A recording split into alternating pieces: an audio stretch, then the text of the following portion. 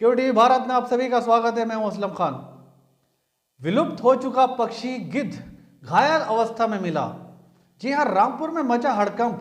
गिद्ध को लेकर जहां वैज्ञानिक भी हार चुके हैं, खोज में उसके बाद हिंदुस्तान में फिर मिलना चर्चा का विषय बन गया है। वहीं रामपुर में गिद्ध का मिलना सुर्खियां बन गया है। रामपुर के गांव में घायल अवस्था में मिला गिद्ध, जिसके बाद बानी एनिमल वेलफेयर सोसाइटी ने उस गिद्ध को अपने कब्जे में लेकर उसका उपचार शुरू कर दिया और वन विभाग को सूचना दी। वहीं वन विभाग ने रामपुर जिले में काम भी करना शुरू कर दी है। इस खबर पर ज्यादा जानकारी के लिए हमारे साथ बानी एनिमल वेलफेयर सोसाइटी के अध्यक्ष हिफाजत अली बानी जुड़ चुके हैं। जी हिफाजत अली बानी, जैसा कि हमें मालूम हुआ है कि आपको विलुप्त हुआ पक्षी गिद्ध मिला है और आपने उसका उपचार भी शुरू कर दिया है। जैसा कि हमें मालूम है कि बानी एनिमल वेलफेयर सोसाइटी के आप अध्यक्ष हैं और आप हमेशा से पशु पक्षियों की मदद करते रहते हैं। अब आप ये बताइए कि ये पक्षी आपको किस अवस्था में मिला है और क्या हालत है और क्या उपचार कर रहे हैं। जैसा कि सुनने में आया है कि ये गिद्ध पक्षी जो है ये भारत से विलुप्त हो चुका था, तो अब इसका अचानक मिलना क्या कारण हो सकता है और कौन कौन से अधिकारी इसकी जानकारी लेने में जुट चुके हैं। जी हिफाजत अली। देखिएगा, सुना नहीं था कि गिद्ध विलुप्त हो चुका है। गिद्ध विलुप्त हो चुके हैं, लेकिन ये अचानक एक गिद्ध मिला है पास के गांव थाना अजीमनगर क्षेत्र का पास में गांव है नगलिया, जहां से सूचना आई थी कि यहाँ एक बड़ा पक्षी है, जो कि वो भी नाम इसका नहीं बता पाए थे।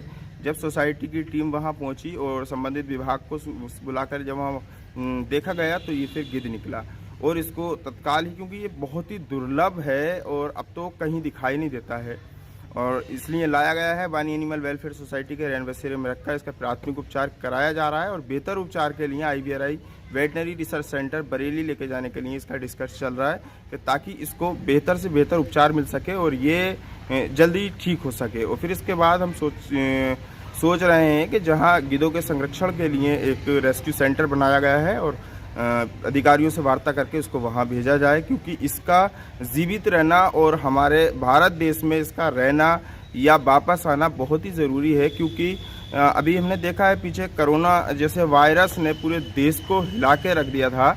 ये एक बहुत छोटा सी बात है और अब से ये 10-10 साल 20 साल पहले जब इनका एक झुंड हुआ करता था, तमाम ऐसे बेजुबान जानवर जो मर जाया करते थे उनकी बॉडियों को खाकर तमाम गंदगी ये वहाँ से साफ करते थे। क्योंकि आज ये हमारे समाज में बीच में नहीं है, इसीलिए हमें तमाम वायरसों का सामना करना पड़ रहा है। क्योंकि उनके जो